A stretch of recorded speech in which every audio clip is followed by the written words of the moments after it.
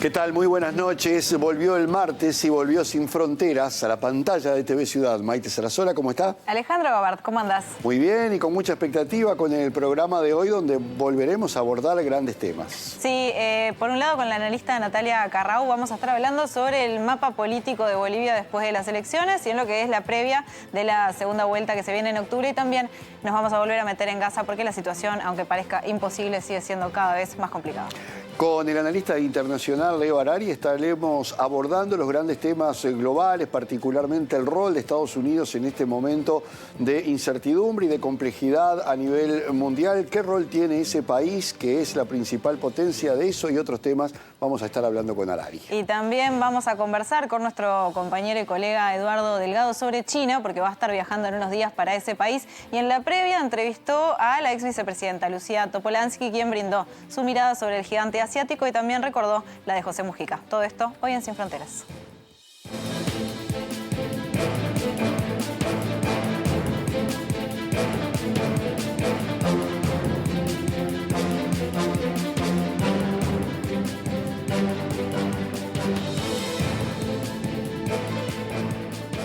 Para comenzar este programa de Sin Fronteras, ya le damos la bienvenida y las buenas noches a la politóloga y analista internacional también, Natalia Carrau. ¿Cómo estás, Natalia?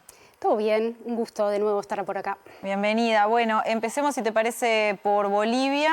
¿Cómo ves que quedó justamente el mapa político de este país después de las elecciones? ¿Cómo es el estado de situación ahora, en esta previa? Bueno, el 17 de agosto fue la primera vuelta, es la primera vez que va a haber balotaje en este país. Creo que lo primero que podríamos decir, y es como el titular máximo, es que va a ganar la derecha. Aun cuando no hayamos pasado todavía por la segunda vuelta, los dos candidatos que pasaron son de derecha, de distinto tipo, pero son de derecha. Por un lado tenemos a Rodrigo Paz, que alcanzó el 32% de los votos, más o menos, y que fue una gran sorpresa, porque en realidad... Estaba tercero en las encuestas, ¿no? La intención de votos exactamente le daba tercero. El tapado, como le dicen habitualmente, ¿no? Que surge de la nada y... Sí. Bueno, hay algunas explicaciones, ¿no? Plantean que los votantes del MAS o más cercanos a Evo decidieron dar su apoyo a Rodrigo Paz para evitar, ¿no?, que el balotaje se termine dirimiendo entre dos candidatos de derecha. Y bueno, eso claramente no iba a ser exitoso porque no había un candidato de izquierda que unificara, digamos, al electorado de izquierda. Rodrigo Paz, creo que lo más interesante, por decirlo de alguna manera, es su candidato a vicepresidente. Él es el que da, digamos, el tono ideológico de lo que es esta dupla. Es un ex policía que se hizo muy conocido porque denunciaba en redes sociales casos de corrupción dentro de la fuerza. Es, digamos, la mano dura, y de hecho Rodrigo Paz lo plantea así públicamente, que su mano dura es su Bukele.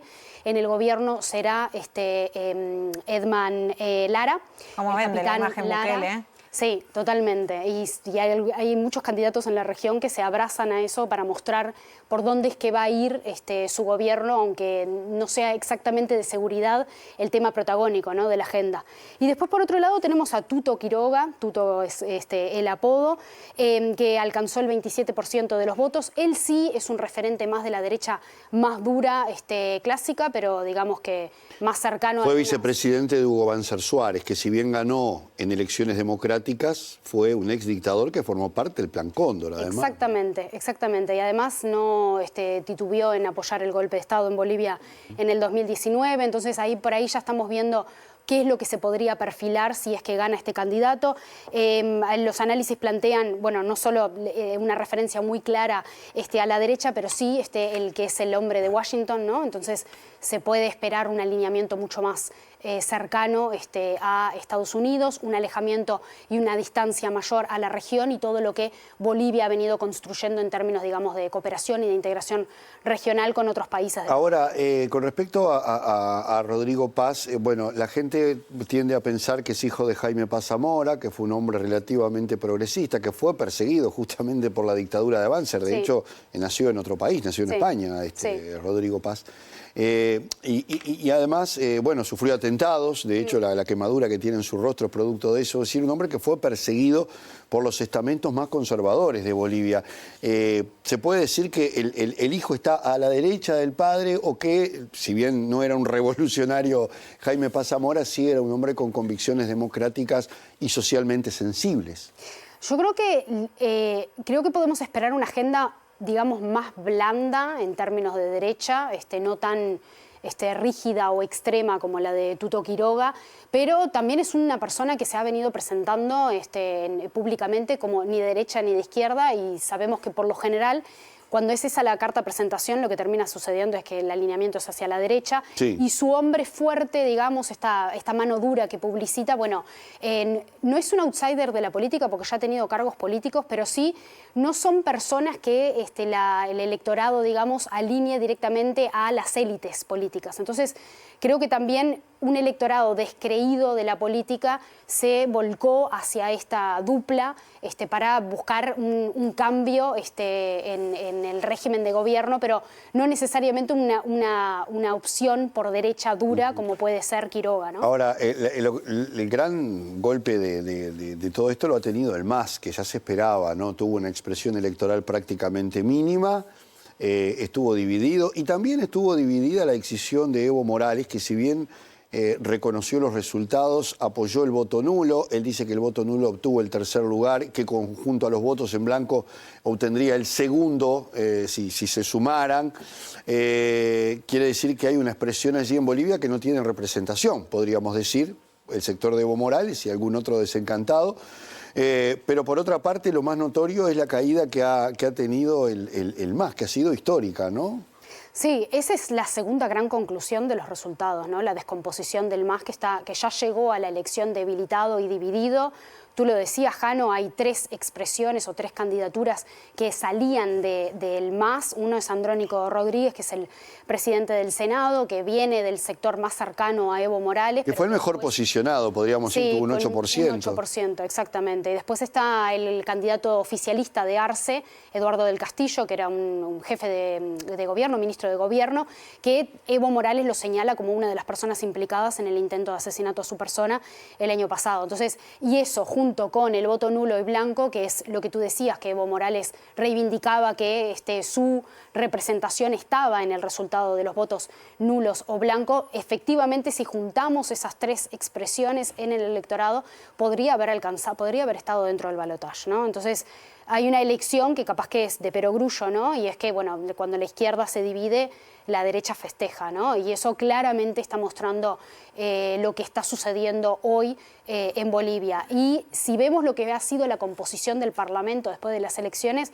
es también dramático, ¿no? En términos del poder que ha perdido en representación el masismo, ¿no? Porque no obtuvo ningún senador dentro de la banca de Senado y apenas un diputado en la Cámara de Diputados. Entonces eso quiere decir que el 80% alrededor del Parlamento, alrededor del 80% en el Parlamento está representado y dominado por la derecha o por diferentes expresiones de la derecha, ¿no? Centro derecha o derecha incluso más dura, lo que da lugar a que pensemos que no va a haber posibilidad de frenar, al menos en el Parlamento, algunos de los retrocesos en políticas públicas característicos, típicos o protagónicos de lo que viene construyendo en estos 20 años de gobierno el MAS. Sí, que igual cuando te escuchaba, Natalia, hablar justamente de quienes brindaron su voto en el marco de lo que es el descreimiento de la política, Bolivia también es un país que está atravesando una situación económica muy compleja, en donde determinadas cuestiones no se lograron encarar en estos años. Entonces quizás también hay un voto castigo de alguna manera. Sí, exactamente. Y eso creo que es lo que hizo que Arce se bajara de su propia candidatura, porque se estaba postulando para la reelección y rápidamente, aunque muy sobre la fecha para presentar las candidaturas, eligiera a otra persona. La crisis económica, digamos, con esto de la escasez permanente, sostenida en el tiempo de los combustibles, una alta inflación y también como la carencia o la ausencia de nuevos hojas de ruta, por decirlo de alguna manera, de un proyecto político que ya tiene, ¿no? 20 años en el gobierno, que se ha venido desgastando. Creo que eso hace da el contexto de por dónde se decantó la ciudadanía, pero me parece que lo que más hay que mirar ahí son las divisiones internas del MAS. Y sin darle la razón a Evo Morales, es obvio que no es que Bolivia dio un giro porque toda su población se volcó a la derecha, sino que hubo un vasto sector que no supo bien qué hacer. Exacto. Sabía que no iba a apoyar al MAS, pero tampoco iba a apoyar a los otros, ¿no? Sí, no es que no todo el crédito es de la derecha, lamentablemente, en este caso, sino también se explica por lo que sucedió en el MAS. Y también es un proceso de muy largo aliento, hay que también ubicar cómo es que surge el MAS, ¿no? Y cómo surge el liderazgo de Evo Morales. No podemos discutir que no siga teniendo un lugar en el espectro político de Evo Morales, por más que estuvo proscripto para estas elecciones, por más que la ARCE se apropió, ¿no?, del instrumento de la nomenclatura del MAS, de la sigla del MAS, para estas elecciones. Ese voto nulo está atado a lo que fue, a lo que promovió Evo Morales para estas elecciones. Entonces, no podemos... Yo creo que podemos decir que no hay izquierda si no incluye de alguna manera a Evo Morales, pero no hay posibilidad de izquierda con la división en el MAS y lo que venimos viendo, que tiene varios episodios, ¿no? La antesala la podemos ver de la descomposición, digamos, de la democracia en Bolivia en el golpe de Estado en el 2019, pero el año pasado también estuvo el intento de asesinato de Evo Morales, que no es nada pequeñito, ¿no? Ese ascenso, ¿no?, de la violencia, incluso de la puja y de la ruptura dentro del MAS, que tiene ese hecho como algo que materializa, ¿no?, muy claramente esa división, es alguno de los elementos que hay que ver y pensar también qué es lo que va a suceder con este MAS que no quedó fuera de la política partidaria porque logró obtener el umbral de votos necesarios para seguir estando dentro de la vida política, ¿no? Va a seguir existiendo el MAS, pero ¿en qué condiciones? ¿En qué condiciones? ¿Cómo van a procesar primero la crítica de qué es lo que sucedió dentro del instrumento, dentro de la fuerza política? ¿Cómo van a procesar eso con la población? ¿Y cómo van a procesar el recambio generacional? Porque hay algo que me parece que es necesario cobrarle a las fuerzas políticas, que necesitan hacer un recambio generacional, necesitan dar nuevos líderes, exactamente, que puedan continuar con el proyecto político. Natalia, un poquito lo adelantaste, pero en la región, ¿cómo podría impactar esto? Hablabas de un candidato más alineado quizás a Estados Unidos, y yo lo pienso también en un contexto donde en Chile seguramente se venga un Katz, en Argentina tenemos un Milei, y bueno, en Bolivia ya el panorama... Ya más o menos vos lo dijiste, bueno, va a la derecha, entonces ¿cómo lo ves? Y no sabemos lo que va a pasar en Brasil y no sabemos lo que va a pasar en Colombia, pero al menos en Colombia parece que también se perfila un giro a la derecha. Eso, bueno, claramente podemos decir, ¿no?, en América del Sur hay un giro a la derecha y está materializándose de a poquito, lo vamos a ver más claramente el año que viene. Yo creo que pensando también en el Mercosur, porque Bolivia pasó a ser miembro pleno del Mercosur el año pasado, al menos Tuto Quiroga plantea que es un corset comercial o una cárcel comercial. El palo en la rueda, llamarle Exactamente. Entonces todo ese proceso de ir adhiriendo y de ir aprobando todo lo que son la legislación regional dentro del Mercosur que estaba haciendo Bolivia para poder entrar como un socio pleno, pero también con todos los, digamos, derechos y obligaciones, puede verse truncado y por supuesto que el alineamiento estrecho a Estados Unidos va a generar un factor de división dentro de la región, en un momento político en el que se están haciendo ciertos esfuerzos, no todos los gobiernos acompañan, pero sí existen algunos esfuerzos interesantes que además también está empujando el gobierno uruguayo de ir hacia una articulación, una mayor coordinación, una mayor sintonía política que no pasa por lo político partidario, por lo ideológico, sino por los intereses que representan a la región, ¿no? Entonces, ese poder tener un hueco y un lugar donde tensionar a la región para Estados Unidos puede ser Bolivia eso, y también pensando en términos estratégicos de recursos, de lo que tiene Bolivia y de lo que eso puede significar en una disputa global que ya veíamos, ¿no?, que está siendo muy violenta y que está siendo muy clara. Natalia, hablemos de Gaza un poco porque han pasado cosas esta semana. De hecho, Naciones Unidas formalizó algo que ya se sabía, que la hambruna estaba matando gente, pero ahora tiene la marca oficial de la ONU en cuanto a declarar formalmente la hambruna en la Franja de Gaza, en momentos en que Israel no solo desmiente esto, sino que inicia su embate a tomar la ciudad de Gaza, el norte de la franja, y desplazar a 1 millón de palestinos en una embestida que, bueno, sabemos el resultado que está teniendo y que va a tener, ¿no? ¿Qué puede cambiar esta declaratoria de Naciones Unidas en cuanto a las reflexiones que genera, ¿no?, que hoy lo que sabíamos se confirma? Sí, creo que lo más protagónico de esta última semana, porque también pasa eso, ¿no? O sea, está siendo tan cambiante y el cambio es tan vertiginoso en las noticias, y Gaza es uno de los de los temas de agenda que los titulares quedan viejos con apenas unas horas, ¿no? Entonces, eso también hace que tengamos que informar más seguido y seguir dando contexto a lo que está sucediendo allí. Es el elemento más protagónico, lo más sobresaliente de esta última semana, tiene que ver con la declaración oficial de hambruna de parte de las oficinas de Naciones Unidas, como vos decías, Jano, que ya lo adelantábamos cuando hablábamos de esto en programas pasados, que era evidente por lo que estaba sucediendo y por la cifra de muertos que empezaba a aumentar y que ya son más de alrededor de 240 las personas que han muerto por hambruna o por desnutrición. Le da más marco, ¿no? Le oficializa una realidad que ya estábamos viendo y aunque vale poco porque es desmentida, porque es acusado, ¿no?, de hacer el juego a Hamás, porque es visto como algo, es ridiculizada, ¿no?, por el gobierno de Israel, yo creo que coloca un elemento más en toda la evidencia empírica que estamos observando para que los gobiernos y la comunidad internacional continúen en ese proceso de escalar en la presión internacional, que es lentísimo, que tiene pocos resultados, pero que sigue creciendo y eso tenemos que poder verlo y medirlo. Israel efectivamente se está convirtiendo en un país paria a nivel internacional, está siendo señalado cada vez más, y no solo por países del sur global que fueron los que iniciaron el respaldo a la demanda de Sudáfrica, los que iniciaron también el rompimiento de relaciones o las sanciones, sino también por países centrales, ¿no? Un momento importante que vamos a tener que observar va a ser ahora nomás, en un mes, en septiembre, en la Asamblea General de Naciones Unidas.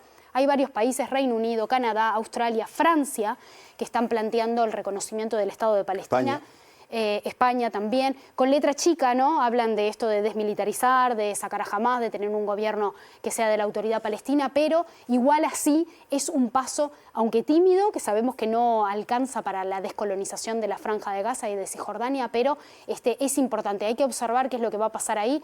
También tener en cuenta que Francia y Reino Unido son dos de los países que tienen asiento permanente en el Consejo de Seguridad, que es el que sistemáticamente ha vetado cualquier tipo de, porque está Estados Unidos de resolución. Exactamente. Entonces quedaría solamente Estados Unidos ahí vetando en el Consejo de Seguridad y han habido otros movimientos, sobre todo a nivel nacional. A mí me parece que es de destacar, aunque no ha tenido mucha repercusión acá, que el ministro de Relaciones Exteriores holandés de los Países Bajos renunció hace muy poquitos días, creo que fue el viernes. Algunos otros, creo que parlamentarios, también respaldaron esa renuncia. Cuando salió y lo estaba esperando la prensa, dijo que él no había tenido el respaldo suficiente para poder avanzar en sanciones contra el Estado de Israel. Entonces, la presión dentro de Israel todavía no es lo suficientemente fuerte también, porque hay sectores de la población, ni que hablar los familiares de los rehenes, que están pidiéndole que termine la guerra, algunos estamentos como el diario Haaretz y otras ONGs que ahora terminaron reconociendo lo que estamos confirmando, ¿no? Sin embargo, son multitudinarias también las movilizaciones. Sabemos poco de eso. Yo creo que ahí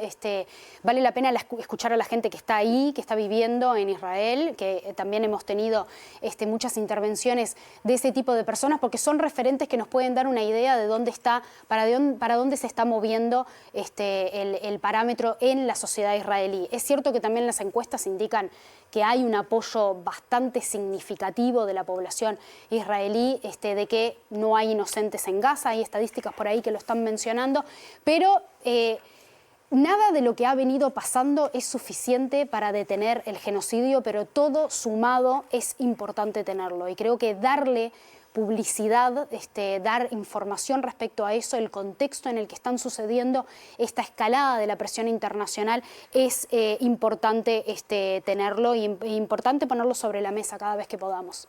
Muy bien, vamos a ver cómo sigue el tema.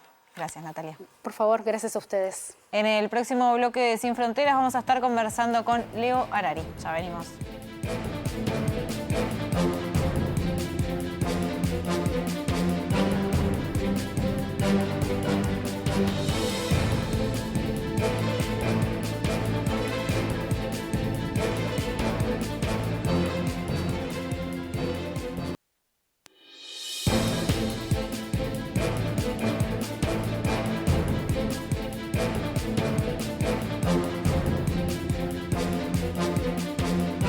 Bien, retomamos algunos de los temas que estamos abordando en el día de hoy, porque la agenda global está sin dudas marcada por conflictos que se están desarrollando en la actualidad de forma muy sostenida, principalmente, obvio, lo que está sucediendo en la Franja de Gaza, pero también particularmente en Ucrania.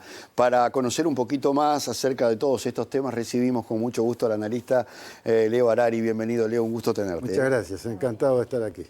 Bueno, desde el inicio, Leo, del segundo mandato de Donald Trump, no se ha parado de provocar situaciones de impacto, digamos, ¿no? Como las que estamos viendo seguramente a nivel internacional, modificando algunas reglas del juego, por lo menos en la forma en que se llevaban adelante ciertas negociaciones, guerra de aranceles, las guerras de Oriente Medio y Ucrania, la intervención en el Caribe, que es de últimas horas o por los últimos días, e incluso la situación interna de ese país. ¿Hacia dónde crees que va el gobierno de Donald Trump con todos estos frentes abiertos?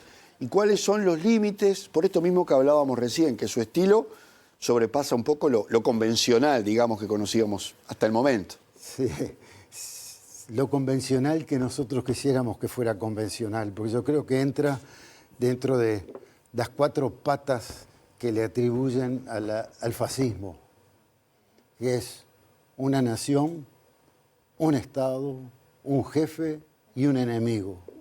America First, la intervención de las guardias nacionales federales sobre los estados, como han hecho en Washington y ahora probablemente en Chicago, un jefe al que hay que adular, llenarlo de regalos y hacerle caso o se paga el precio, y un enemigo que es el extranjero, el inmigrante, etc. Tenemos las cuatro patas de la construcción de un Estado autoritario, centralista y, en cierto sentido, agresivo. Es un momento en que se llevaron las cosas a una cierta radicalidad media inesperada, porque no estábamos acostumbrados a estas cosas, pero estamos asistiendo a un repliegue de lo que era un imperialismo hegemónico con reglas de juego establecidas después de la Segunda Guerra Mundial que aspiraban a sociedades democráticas, a otra cosa, que es un imperialismo retraído, transformado en fortaleza y dispuesto a que todo el mundo pague su cuota para estar en paz, y si no, aprietan. Podríamos decir que Trump está rompiendo reglas a nivel interno y externo también, sobre todo en cuanto a digo lo interno por lo que tú mencionabas, el despliegue de la Guardia Nacional, primero en Washington, seguramente también en Chicago, en Baltimore, otras ciudades que tienen problemas de seguridad, amén de la cuestión estrictamente migratoria, pero por otro lado también el rol que cumple como intermediario de estos conflictos, ¿no? Sobre todo en el de Ucrania, ¿no? Donde tiene una acción directa. Pero mismo antes de llegar a la política exterior, a nivel interior hay una radicalización seria, hay un ataque a las universidades, a la prensa, al sistema judicial globalmente. Incluso no les gustaban las estadísticas del jefe de estadística del Ministerio del Empleo, lo echaron. Han dado de baja oficiales superiores en el Pentágono simplemente porque habían opinado diferente que lo que hay que opinar. Es decir, van rápidamente en una dictadura. Bueno, se conoce poco de la interna militar en Estados Unidos, pero hay algunas voces que han reaccionado a esa política que lleva Trump dentro de las propias Fuerzas Armadas, ¿no? Sí, esa es la otra cara de la moneda, es la resistencia, digamos. Y esa resistencia se da, una parte de los oficiales superiores o a los funcionarios de responsabilidad porque están siendo directamente agredidos, dados de baja, jubilados antes de tiempo. De una manera bastante masiva. Yo oí un periodista norteamericano diciendo que había casi 200 generales de 2 estrellas dados de baja porque sospechaban que tenían simpatía de demócratas, no que fueran del enemigo, sino simplemente el partido legal. ¿Qué consecuencias puede tener esto a nivel social, teniendo en cuenta además que Estados Unidos es un país que está muy armado? Esta polarización y este exceso de violencia. Es difícil morir de un balazo cuando no hay un revólver cerca. Digamos, estos todos tienen revólveres cerca y armas cerca. No, yo no veo la guerra civil inmediata en ese sentido. Veo dos tipos de grandes peligros que tienen. Uno es la secesión. Ya tienen un antecedente histórico de guerra de una parte del país contra la otra. Ahora tenemos en California un gobernador, Newsom, un gobernador demócrata que se anima a enfrentar y tiene con qué, porque California es la quinta economía del mundo, tampoco. Y eso puede llevar realmente a rupturas grandes, porque ya si le imponen la guardia. Al gobierno de Colorado también le ha hecho pagar cierto precio por su liberalismo, entre comillas, ¿no? que tiene en cuanto a determinadas cuestiones sociales. Incluso. Sí, ahí se van polarizando, digamos, las otras. Y hay otro tipo de problemas más de tipo global que no sabemos a dónde van a llegar también, pero es el fanatismo religioso. No es poca cosa en Estados Unidos, influye. La gente es una línea divisoria, digamos, también. O sea que ahí hay dos problemas muy serios que son inminentes, que se suma el de la violencia cotidiana, como tú decías. Es un país armado por todos lados, ¿no? Es tremendo. Hay más armas en manos de particulares que en la población. O sea que hay más de un arma por ciudadano, digamos. Sí, así tienen los problemas que tienen también después, ¿no? Y sí.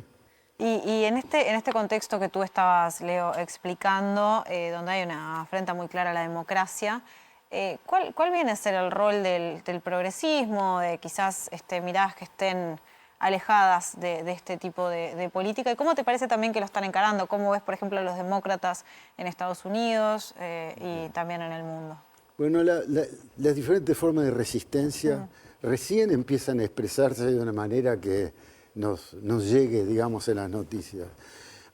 La primera de todas es en el mundo judicial, pues es un país muy influido todo puede pasar por un tribunal, digamos, y está lleno yo creo que de las 250 primeras medidas ejecutivas que firmó Trump, había 60 o 70 que ya estaban cuestionadas en un tribunal u otro, federal o estadual, lo que impide también que el trabajo del Poder Ejecutivo se encuentre con resistencias que las rompe, y eso no significa la caída del sistema, significa que pasa a otro nivel y al final todo termina en la Suprema Corte de Justicia, que como sabemos es mayoritariamente puesta por Trump. Sí, tiene la fiscal general Pam Bondi, que parece una gran aliada de Trump, por lo menos aparece con él en todos los... Es un personaje siniestro. Yo no sé, los pobres americanos tienen personajes de película, pero de las de horror. Lamento decirlo, pero las chicas bonitas que tienen en el gobierno Trump, es lo único que les queda, la estética. Todo lo demás es un desastre. Los líos en que se han metido entre ellos son grandes.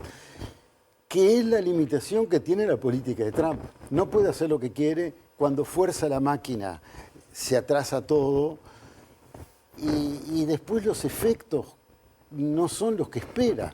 Tuvo ese conflicto muy público con Elon Musk, que durante un tiempo era como su mano derecha, un tipo además el más poderoso a nivel económico y terminó todo mal. Todas las historias de amor de Trump, probablemente, excepto Melania, terminan mal. Él adoraba al gordito dictador de Corea del Norte.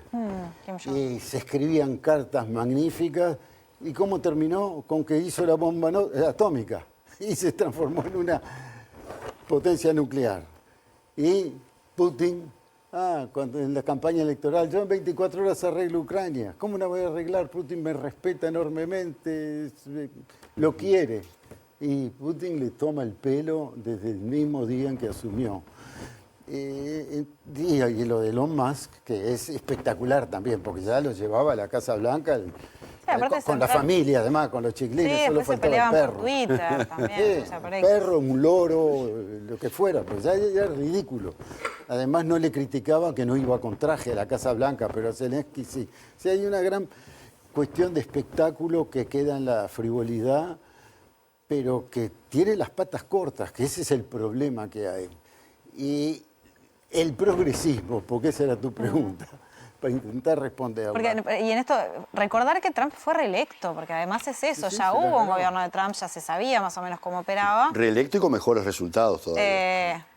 Los demócratas tuvieron su gobierno y sin embargo volvió a ser electo Trump. Sí, y esta vez con un plan, porque el proyecto 2025, financiado y organizado por la Fundación Heritage, es lo que está cumpliendo, Claro.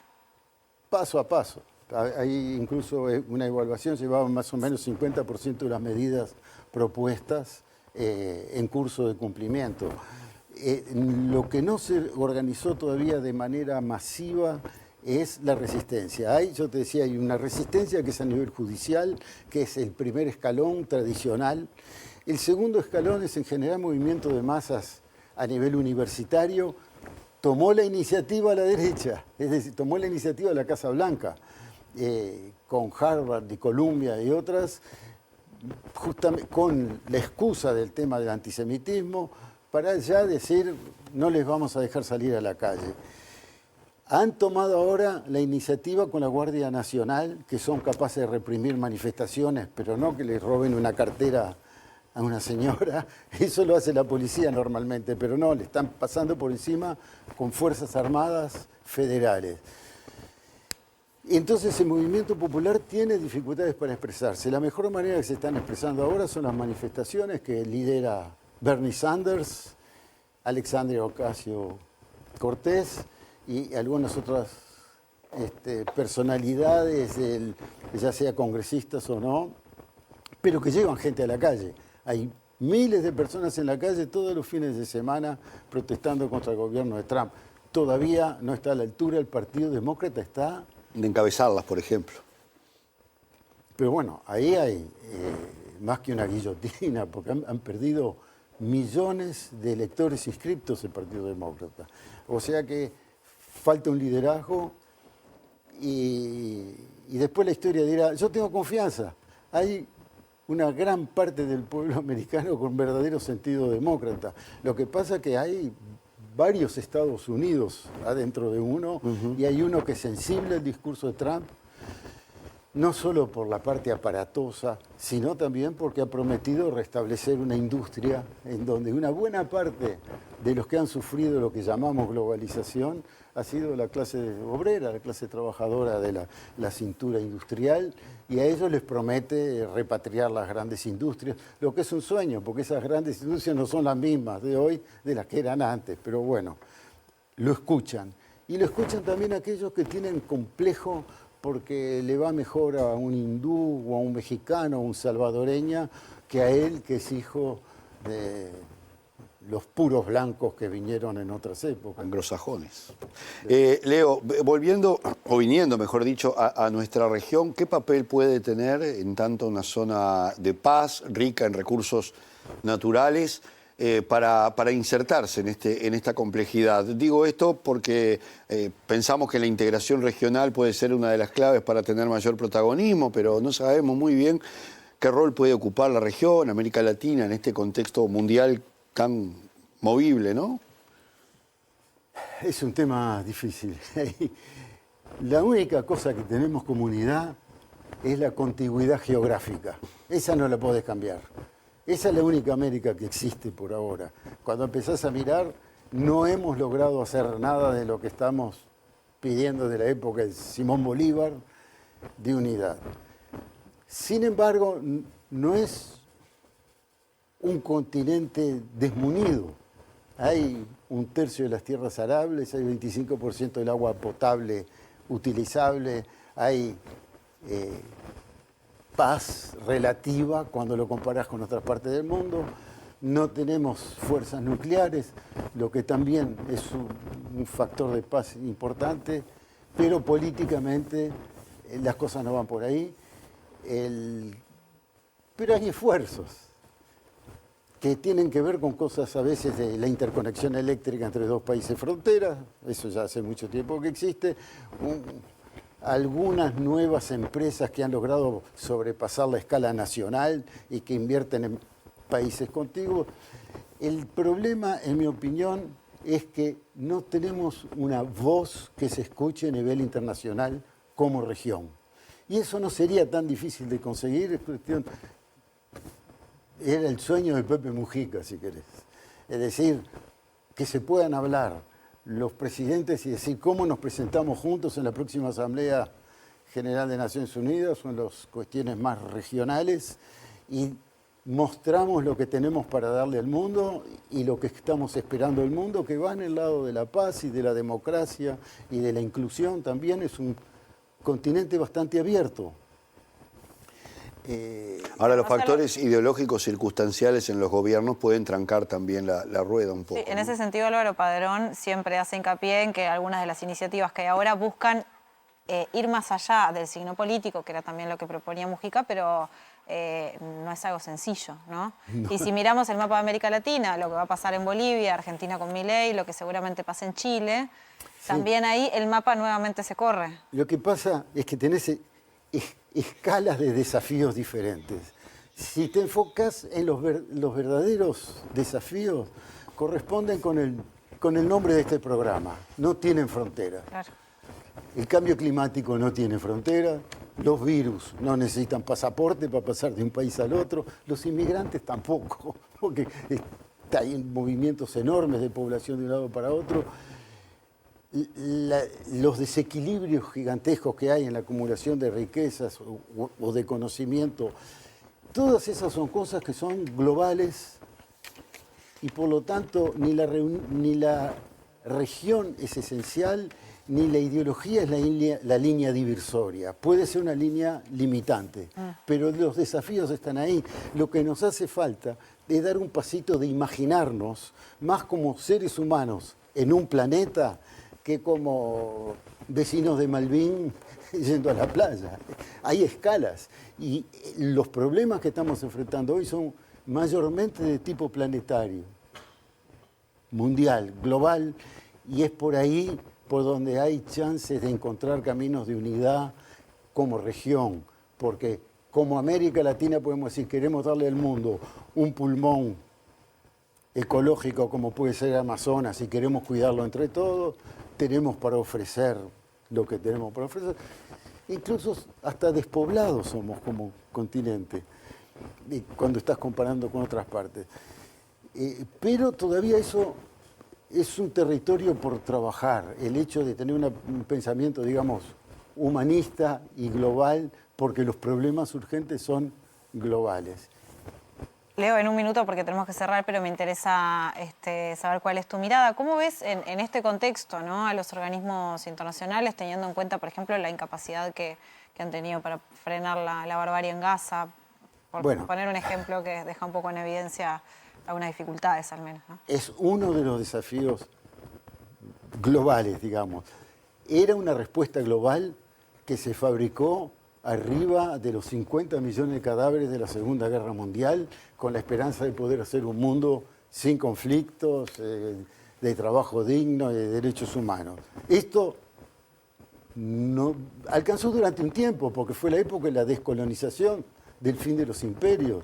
De 50 o 60 países estamos en 200 países. Eso fue en buena parte gracias al sistema multilateral. Hoy eso está para ser, no para rehacer el mismo, para hacer uno que sea capaz de ponerse a tono con los desafíos globales que tenemos. Ahora en septiembre va a haber una cumbre del futuro correspondiendo al seguimiento de la que hubo el año pasado. Y que no fue muy exitoso.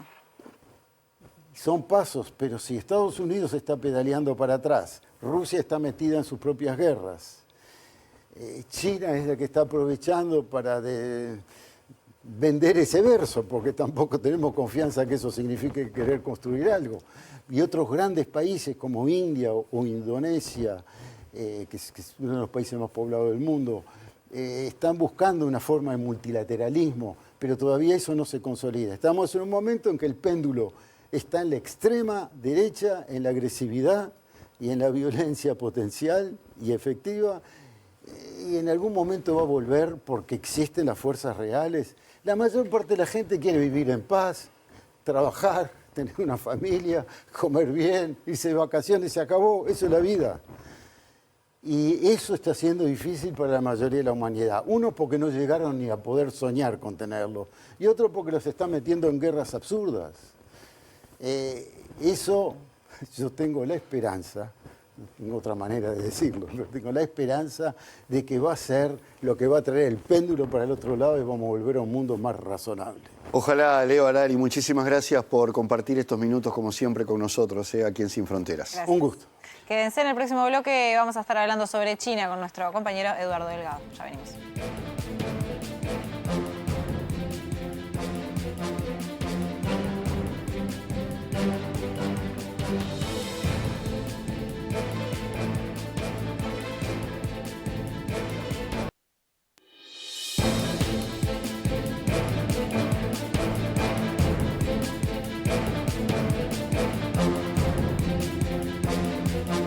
En este tercer y último bloque de Sin Fronteras recibimos a nuestro compañero y colega Eduardo Delgado, porque en las próximas semanas se va a estar yendo para China, así que bueno, la previa de su viaje te recibimos esta noche. Bienvenido.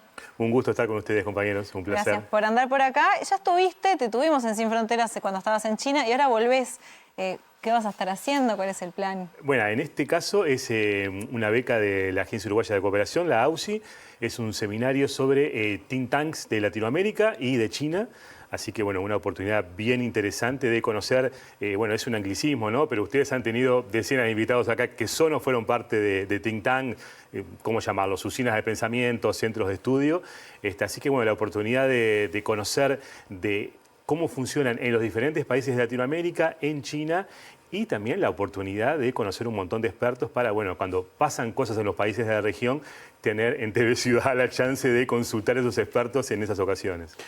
Eduardo, a propósito de la visita a China, estuviste hablando con la ex vicepresidenta de la República, Lucía Topolansky, a propósito de la relación que ellos han tenido junto a José Mujica con ese país y también qué visión tienen sobre esa realidad.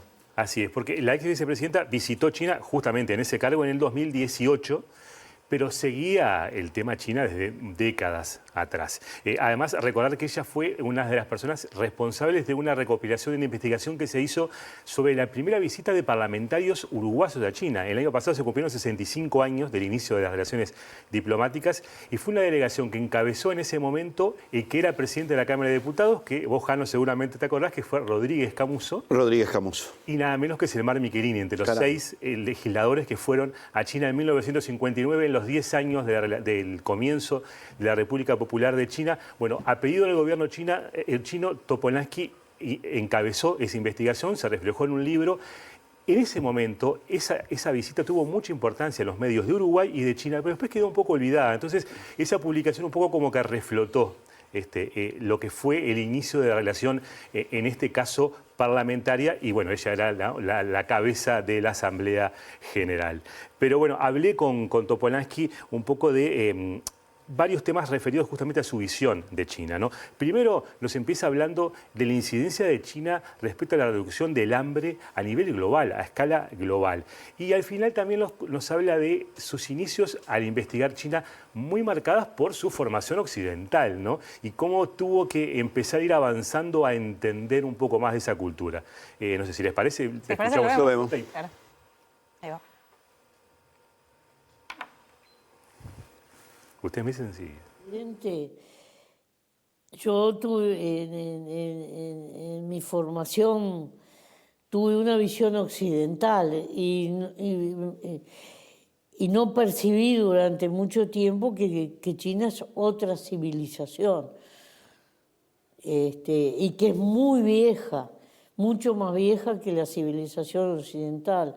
Hay un Colón chino que salió con barcos y recorrió el mundo, y del que cuando tú estás en la escuela, en el liceo, ni te hablan. Nuestra formación está, capaz que ahora no, pero en su momento, cuando yo estudiaba, estaba muy flechada. Era más bien una zona misteriosa del mundo, ¿no? Después yo me fui interiorizando, porque ya políticamente uno cuando entra en política no puede dejar de pensar en el mundo, En realidad, la proeza de sacar del hambre a esa cantidad de gente fue lo que en Naciones Unidas y organismos como ese movió la aguja. El hambre bajó en el mundo porque bajó en China. Ese solo dato, si mediéramos solo ese dato, le tendríamos que decir gracias a los chinos. Hay por lo menos menos gente que se muere de hambre. Sí tenemos un poco de solidaridad hacia la especie, pero esas cosas son conceptos divagados por mucha gente. Bueno, me fui enterando de todo el proceso de la Revolución China, de los personajes que allí actuaron, etc. Y cada vez esa presencia que fue siendo cada vez más fuerte en el mundo, ¿no? Y que yo creo que se acelera o cobra una presencia más fuerte, con más fuerza después ya en el último cuarto del siglo XX y ya en este siglo, en los últimos años. Porque una vez que ellos surcen las realidades más penosas, que esas tenían que ver con el hambre y esas cosas, empiezan a producir, empiezan a crear, empiezan a investigar y el conocimiento, y empieza a aparecer la realidad china por todos lados. Y es un actor fuerte que hoy está en el mundo y que hay que considerar.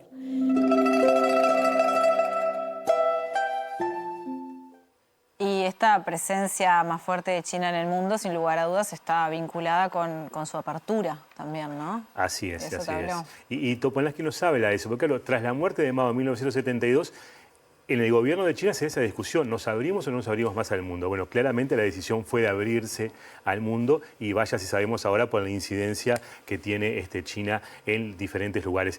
Topolansky pone como ejemplo de esto la fuerte presencia de China en puertos muy importantes del mundo y la presencia en África, ¿no? Las principales obras de infraestructura en África casi siempre están atadas a financiamiento chino. Pero Topolansky no es ingenua, ¿no? Vaya si sabrá de política, todos lo sabemos. Y marca que los acuerdos de China comerciales con otros países en general son un ganar-ganar, pero por supuesto que como cualquier gobierno, China piensa en sus intereses, en su población, cuando hace un acuerdo con otros países. Pero en ese sentido marca diferencias en lo que es la política de inversión de China con la de, hasta antes de ayer, por decirlo de alguna forma, la máxima potencia mundial, que es Estados Unidos. Señala que China no implica, sus apuestas internacionales no implican invasiones, apoyar golpes de Estado en otros países, guerras. Hay que decir que la última guerra en China fue en 1979 y duró apenas 3 meses con Vietnam, ¿no? Y ella, bueno, Topolansky marca la diferencia con Estados Unidos, ¿no? Sobre todo marca la cercanía de Estados Unidos con los golpes de Estado en la región, y eso, bueno, es algo que ella señala mucho y marca como diferencia el gobierno de Jimmy Carter, ¿no? Con la entrega del Canal de Panamá y con esa presión para que terminen las dictaduras en América. Sobre la apertura justamente de China al mundo nos habla Topolansky en este segundo tape. Lo vemos.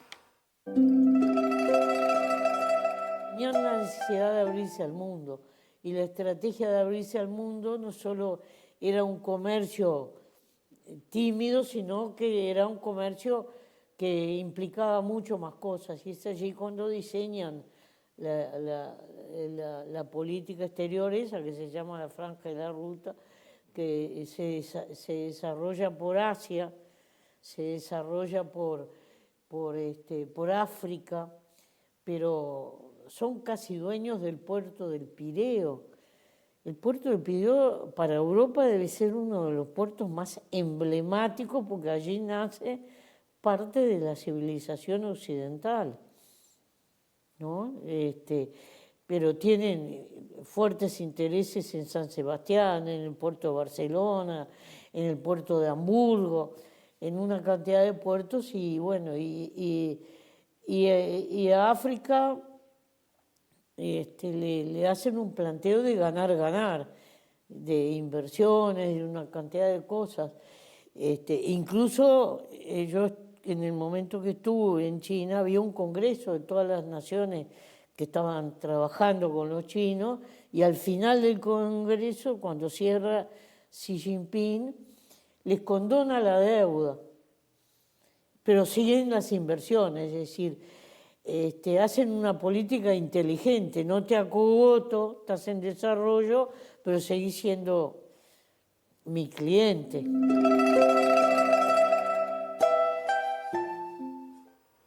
Eduardo, sabemos que Topolansky te contó algunas cuestiones vinculadas al pensamiento de Mujica sobre China y a una historia muy particular que fue conocer a Mao Zedong, nada menos. Así es, porque, bueno, Topolansky y Mujica, una pareja que vivía la política a las 24 horas, ¿no? Entonces China, por supuesto que era uno de los tantos temas de los que hablaban en su vida cotidiana. Y como vos decías, Mujica visitó 2 veces China.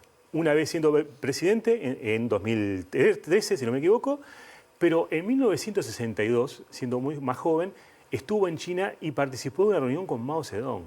Un dato muy poco conocido que él comentaba muy de vez en cuando, aunque gente que viajó con él en esa delegación me comentó que había chinos que quedaban extremadamente sorprendidos y fascinados cuando se enteraban que estaban ante que fue el último líder occidental que conoció en vida a Mao, ¿no? O sea, Mujica, fallecido en mayo de este año, fue el último líder internacional occidental que conoció a Mao Zedong en persona.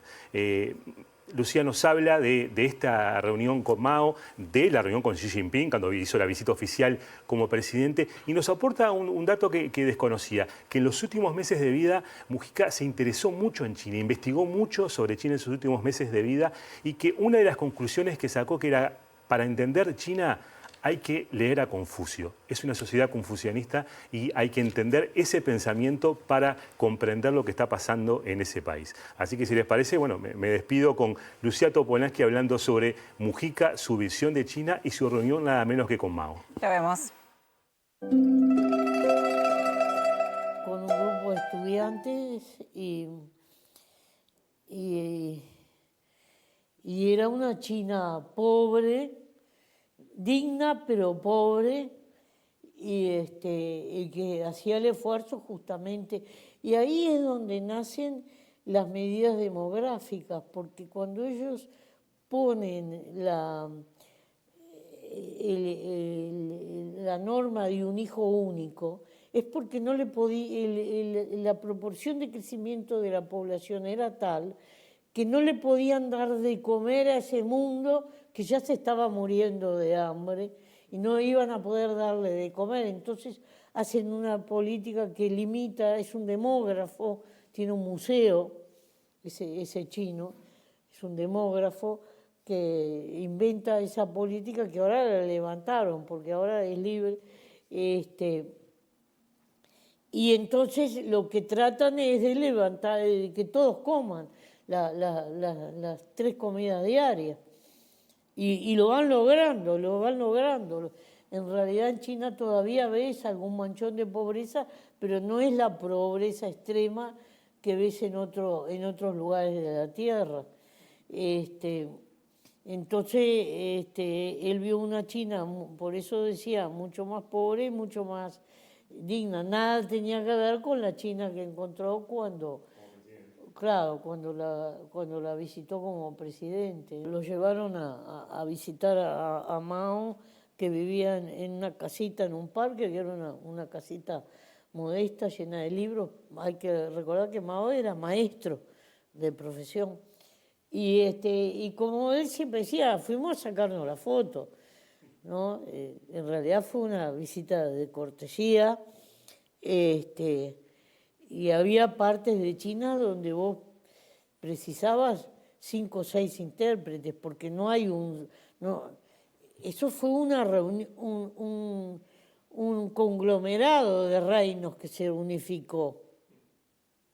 En realidad, el mandarín, que es el más hablado, no es el único idioma. Lo que sí él tuvo claro desde esa época y después y hasta el final, porque el último tiempo se dedicó mucho a estudiar la cuestión china, es que en realidad son confucianos, que hay que leer a Confucio para entender China. No tanto hay que leer a Marx, ellos antes que nada son confucianos. Y la filosofía de Confucio es la que los guía y explica una cantidad de cosas del modo de ser chino. Por eso, en realidad son otra civilización.